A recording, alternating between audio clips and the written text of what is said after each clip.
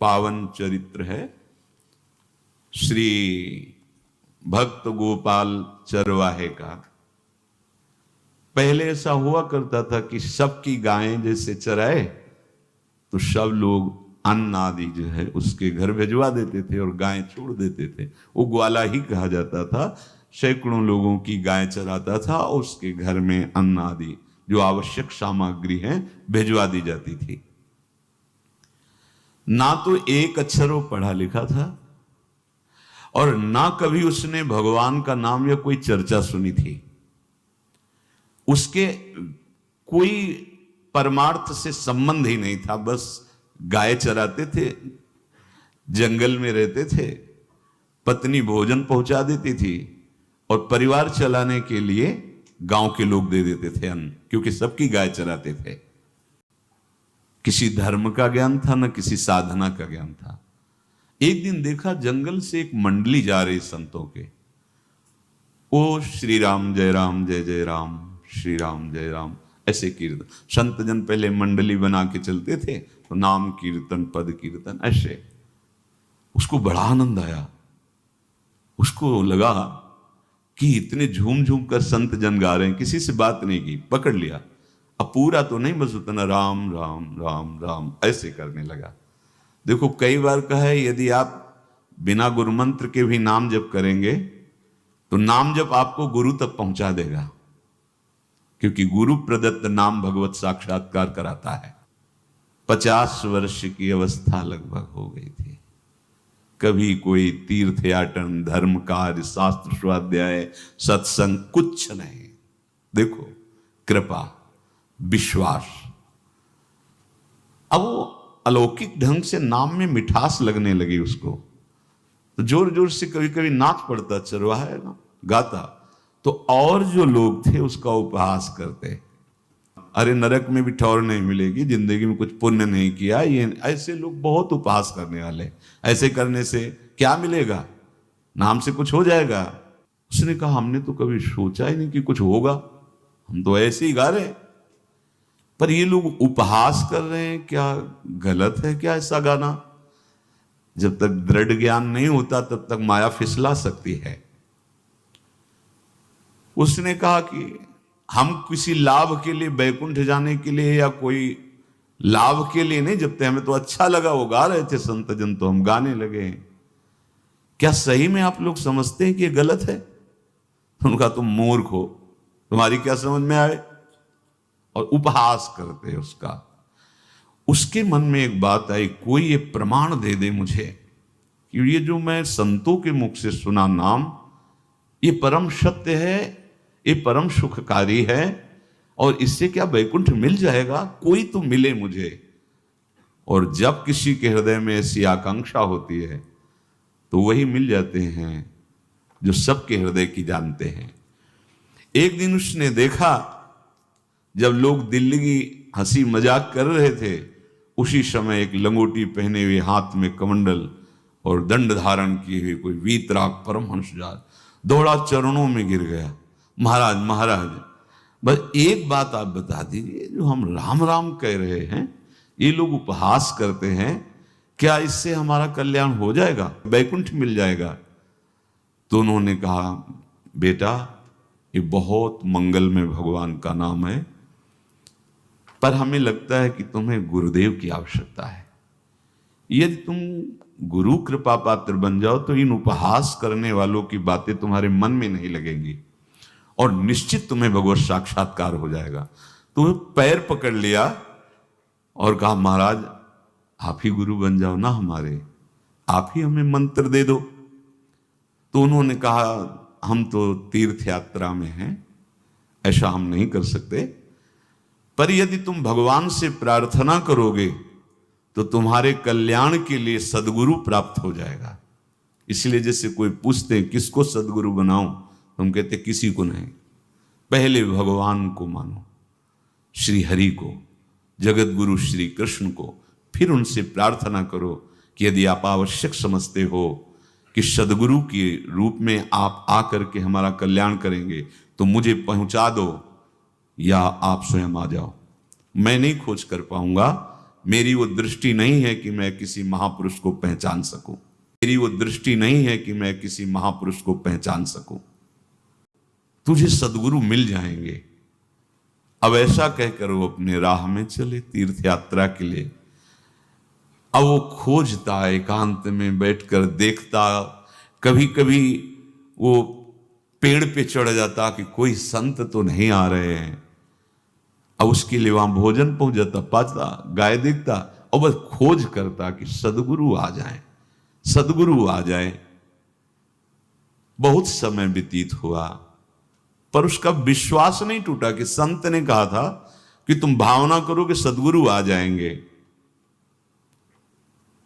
भगवान सदगुरु बन करके आ गए। वही है सदगुरु। देखा सामने से बड़े तेजस्वी महात्मा बड़े तीव्र गति से आ रहे हैं। वो दौड़ा, गुरुदेव गुरुदेव, चरणों में लौट गया। चरणों में जे ही गिरा तो एक बिजली सी दौड़ी उसके हृदय में। अब बात बन गई, गुरु मिल गए। वो खड़े हो गए। देखते ही सात्विक भाव उत्पन्न हो रहा है, आंसू निकलने लगे। देखते ही मन में आया कि जो संत कह रहे थे सदगुरु मिल जाएंगे, यही हमारे सदगुरु हैं। हृदय में उत्साह, आतुर आवाज, प्रभु मुझे भवसागर से पार करने वाला गुरु मंत्र दे दो। ऐसे थोड़ी दीक्षा दी जाती कि गली चलते दी जाए। दूंगा, जा पहले स्नान करके आ, फिर एकांत स्थान में बैठेंगे, फिर तेरे को उपदेश देंगे। बोला महाराज मैं जंगली आदमी हूं, गाय चराता हूं, हमारा घर बार से कोई आना जाना नहीं, यही भोजन आ जाता है। संत ने कहा अच्छा स्नान करो। स्नान करके आए। एक पेड़ के नीचे, भाई मैं तुझे कुछ नियम दूंगा, कुछ शर्त। तो महाराज गंवार आदमी है, ना हम आपका कोई नियम पालन कर पाएंगे, ना कोई व्रत पालन कर पाएंगे, ना कोई साधना कर पाएंगे। आप देख लो हमारी हालत। 50 साल का हूं, पढ़ा लिखा बिल्कुल नहीं, कोई धर्म कर्म नहीं जानता, गाय चराता हूं।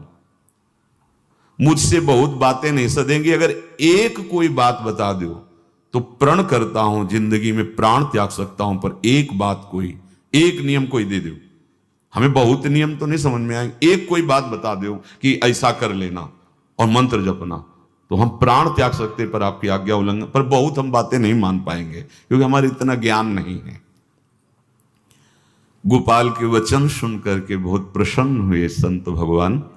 एक नियम तुझे देता हूं, हमारे आराध्य देव श्री कृष्ण हैं, गोविंद हैं। आज से तुम्हारे आराध्य देव गोविंद हुए, हां श्री कृष्ण है। बिना उनको पवाए तुम्हें पाना नहीं है, बस यही तुम्हारे लिए नियम है। तुम्हारे पास जो आवे, सूखी रोटी, दूध, छाछ, जो भी, बिना उनको पवाए पाना नहीं है। सीधा सरल आदमी।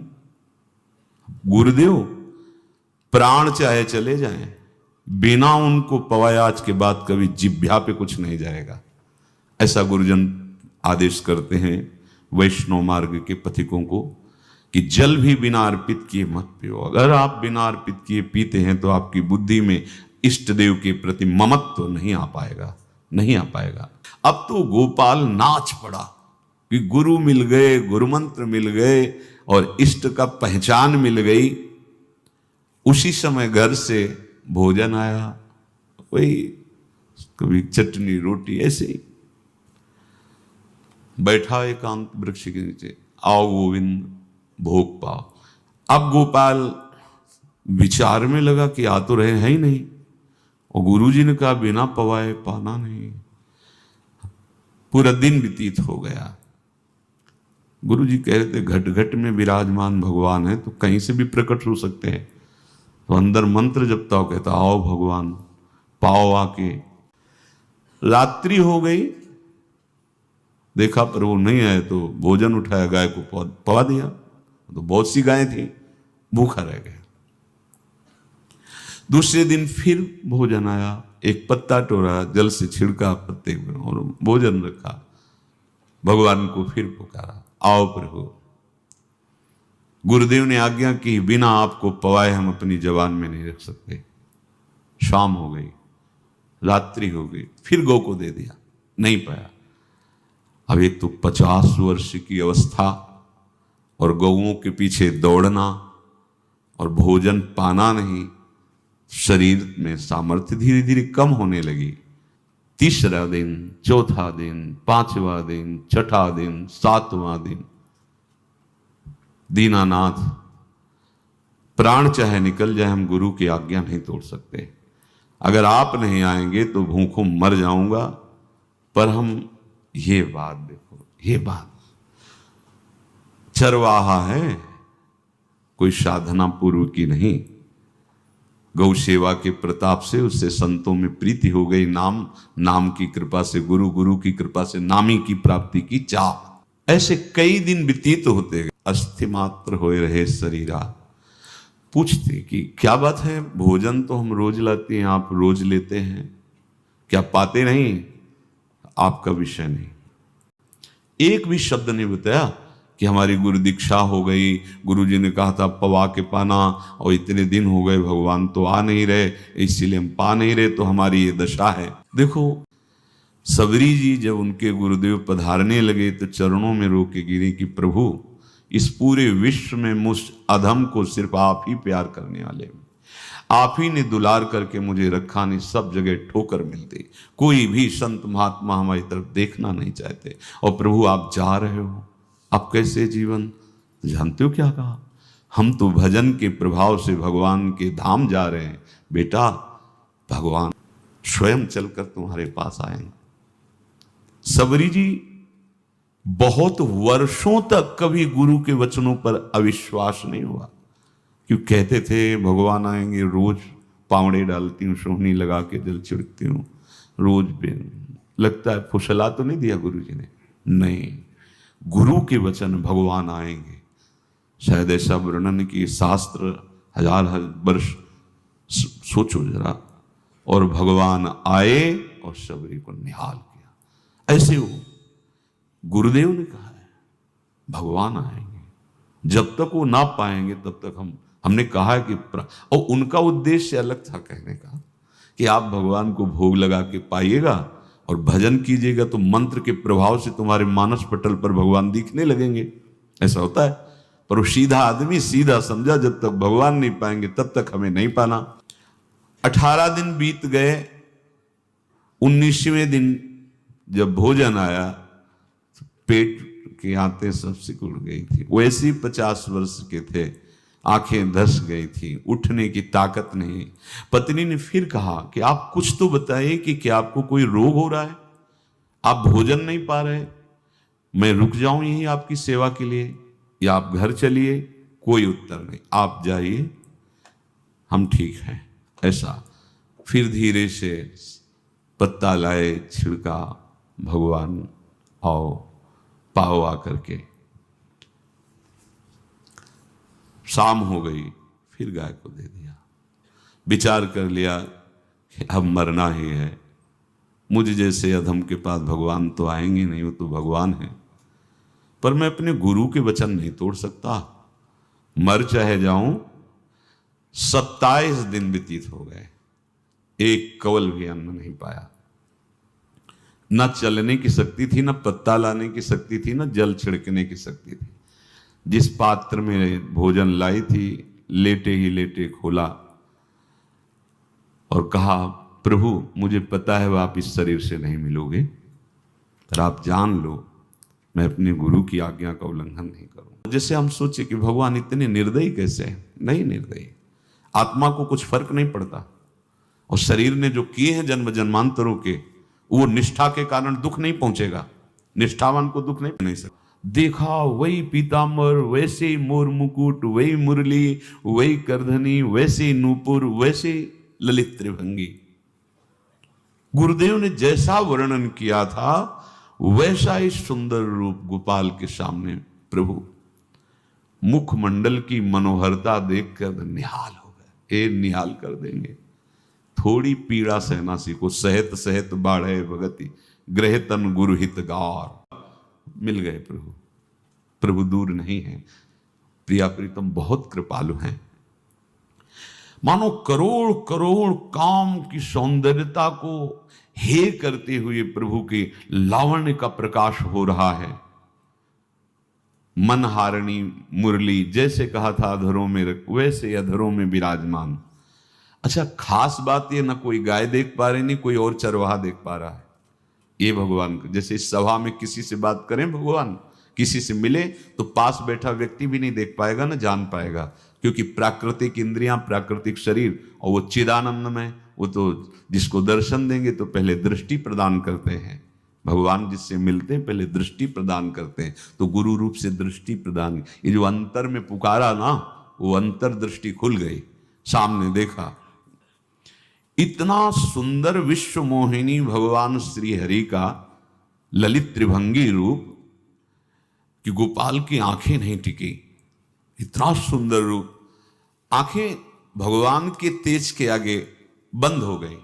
जब भी बंद हुई तो भगवान बोले, प्यारे गोपाल, अब तो रो मत, देख मैं तेरे प्रेम में पकी हुई ये जो सूखी रोटियां हैं अभी पाता हूं।